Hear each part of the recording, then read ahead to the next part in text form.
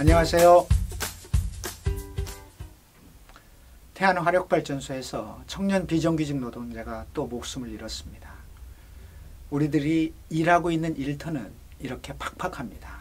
그런데 탄력 근로자라고 해서 또 한 번 일터를 위협하는 제도가 이야기가 되고 있습니다. 오늘 탄력 근로자에 대해서 아주 쉽게 여러분과 함께 이해하는 시간을 가져보도록 하겠습니다. 탄력 근로자는 여기 보이는 용수철처럼 느렸다 줄였다, 일감이 있을 때는 일을 더 시키고 일감이 없을 때는 일을 덜 시키는 제도입니다. 원래 이 제도는 변형근로시간제라는 이름으로 시작됐는데요. 어감이 안 좋잖아요. 일을 변형해서 시킨다는 뜻이기 때문에. 그래서 탄력근로제라는 이름을 차용해서 마치 이게 좋은 제도인 것처럼 이름을 바꾼 것입니다. 탄력근로제는 일이 있으면 기계를 돌리고 없으면 기계를 안 돌리는 것처럼 사람을 기계처럼 돌리겠다는 뜻입니다. 근데 사람은 노동을 하기 위해서는 휴식이 필요하잖아요. 그래서 사람에게는 근로시간에 대한 제한이 있습니다. 우리나라 근로기준법에는 내년 1월 1일부터 300인 이상 사업장에 대해서 주 40시간 그리고 연장 근로를 12시간, 그래서 주 52시간 이상은 절대로 일을 시킬 수 없도록 법을 개정했습니다. 이렇게 법을 개정한 이유는 우리나라가 세계에서 가장 일을 많이 하는 나라이기 때문입니다. 세계 3위 2069시간. 이것은 그냥 2069시간 하면 감이 잘 안 잡힐 텐데요. 독일보다 4달을 더 일하고 일본보다는 2달을 더 일하는 그런 장시간 노동 국가입니다. 그래서 정부가 노동시간 단축을 위해서 내년 1월 1일부터 법을 개정했는데 탄력근로시간제를 적용하면 이게 완전히 무력화될 수밖에 없는 상황입니다. 기업주들은 이렇게 근로시간 단축이 되니까 이것에 대해서 일을 시키기가 곤란하다고 하면서 들고 일어섰습니다. 그러자 민주당과 정의당을 제외한 야당들이 합의를 해서 그럼 탄력근로시간제를 지금보다 훨씬 확대해서 6개월이나 1년으로 확장시키겠다라고 하는 법안을 통과시키기로 합의를 했습니다. 노동계에서는 펄쩍 뛰었죠. 이렇게 되면 다시 근로시간 단축이 무의로 돌아가고 장시간 노동이 되고 산재사고가 일어나고 또 연장근로수당이 없어지면서 실질임금이 삭감된다라고 하는 것 때문에 노동계가 펄쩍 뛰게 된 겁니다. 그러면 탄력근로제라는 게 무엇인지 한번 알아보겠습니다. 우리나라의 법으로 탄력근로제는 2주 단위 탄력근로제와 3개월 단위 탄력근로제 두 개를 시행할 수 있도록 되어 있습니다. 2주 단위 탄력근로제는 주 40시간씩 2주 동안 80시간만 제한을 하면 하루에 몇 시간을 일을 시켜도 상관없는 장시간 노동이 가능한 제도이고요. 3개월 단위라고 하면 13주로 가정할 때 520시간 범위 내에서 하루에 몇 시간을 일하든지 장시간 노동을 시킬 수 있는 제도입니다. 2주 단위 탄력근로제는 기업주가 취업규칙에 정하기만 하면 됩니다. 물론 근로자들의 노동자들의 의견을 들어야 된다 이렇게 돼 있지만 의견만 들으면 되기 때문에 언제든지 정할 수 있는 그런 제도가 되겠습니다. 다만 3개월 단위 탄력근로제는 노사가 서면으로 합의해야만 가능한 제도로 되어 있습니다. 그러면 3개월 단위 탄력근로제를 예를 들어서 한번 알아보도록 하겠습니다. 3개월 단위 탄력근로제를 하면 일일 최장 근로시간은 역시 무제한입니다. 그리고 일주 최장 근로시간은 64시간까지 가능합니다. 근로기준법이 정한 52시간에다가 12시간을 더할 수 있다는 거죠. 이럴 경우에 연장근로수당에 삭감 문제가 발생합니다.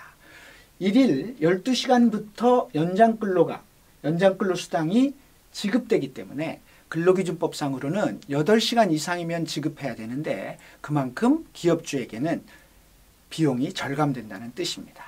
일주 단위의 경우에 52시간 이상부터 임금 연장근로수당을 지급하도록 되어 있습니다. 그런데 근로기준법상으로는 40시간이 넘으면 지불해야 되기 때문에 역시 기업주에게 비용 절감 효과가 대단히 크게 나타난다는 사실이죠.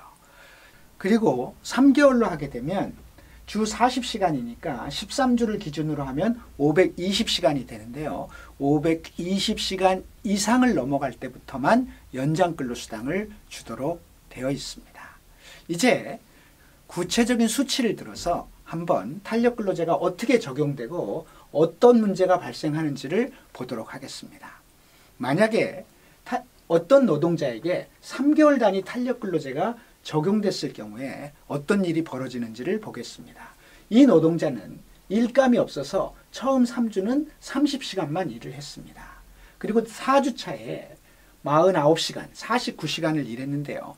이 경우 근로기준법상의 기준에 의하면 9시간의 연장근로수당이 발생해야 됩니다만 탄력근로제를 기준으로 했을 경우에는 연장근로수당이 지급되지 않습니다. 그리고 5주차부터 8주차까지는 64시간을 일했을 경우에 이 경우에 근로기준법상으로는 24시간의 연장근로수당을 받아야 합니다만 탄력근로제가 적용되면 12시간씩밖에 연장근로수당을 받을 수 없습니다. 이런 방식으로 3개월을 쭉 했을 경우에 이 노동자가 520시간을 일했다면 법정 근로시간은 채운 것입니다만 그렇지만 연장근로수당과 관련해서는 큰 차이가 납니다. 즉 근로기준법상으로는 105시간입니다만 탄력근로제로 할 경우에는 48시간이 되는 것입니다. 이랬을 경우에 57시간의 연장근로수당의 삭감효과가 나타나는 거죠. 만약 시급 1만 원의 노동자를 기준으로 한다면 3개월 동안 85만 5천 원의 실질임금의 삭감이라고 하는 문제가 발생하게 되는 것입니다. 이처럼 탄력근로제는 문제를 안고 있는 것입니다. 문제는 임금 삭감만의 문제가 아니라 장시간 노동이 다시 재현된다는 사실입니다. 일일 장시간 노동이 무제한으로 갈 뿐만 아니라 일이 필요할 때 일주에 64시간까지 무한정 일을 시킬 수 있는 제도이기 때문입니다.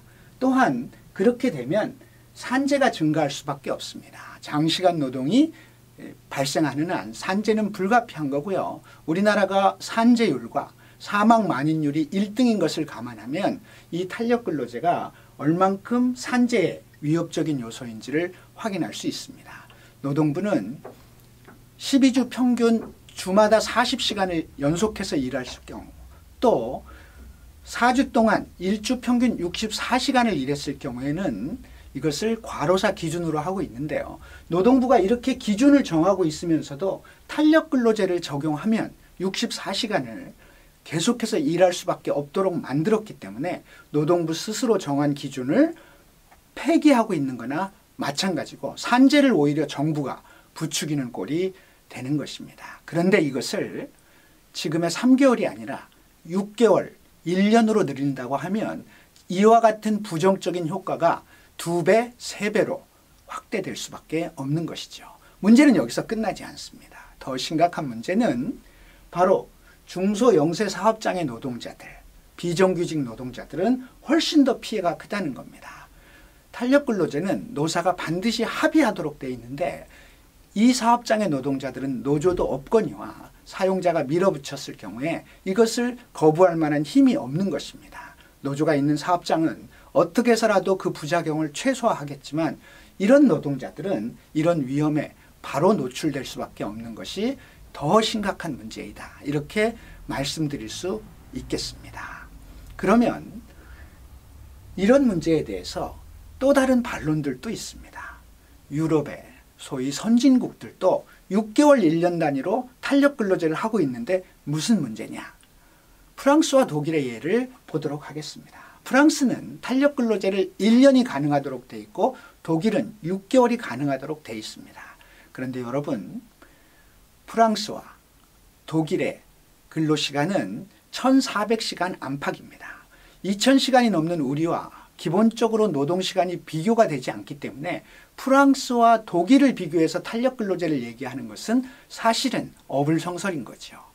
또 설사 탄력근로제를 1년 하고 있는 프랑스도 일일 10시간, 주 48시간을 초과할 수 없도록 돼 있고 연간 초과 근로시간을 130시간 이상은 아예 할 수 없도록 묶어놓고 있는 것이 사실입니다. 독일 또한 일일 10시간을 초과할 수 없도록 돼 있기 때문에 탄력근로제를 한다 하더라도 우리하고는 완전히 다른 것이죠. 비교가 안 되는 일입니다. 탄력근로제 정말 문제가 많은 제도입니다. 이제 이 제도가 얼마만큼 우리 노동자들에게, 우리 시민들에게 산업재해를 높이고 장시간 노동을 만들어내고 실질임금을 삭감시키는지를 확인했습니다. 정부는 다시 국회를 열어서 12월 내에 탄력근로제를 논의하겠다고 했습니다. 탄력근로제.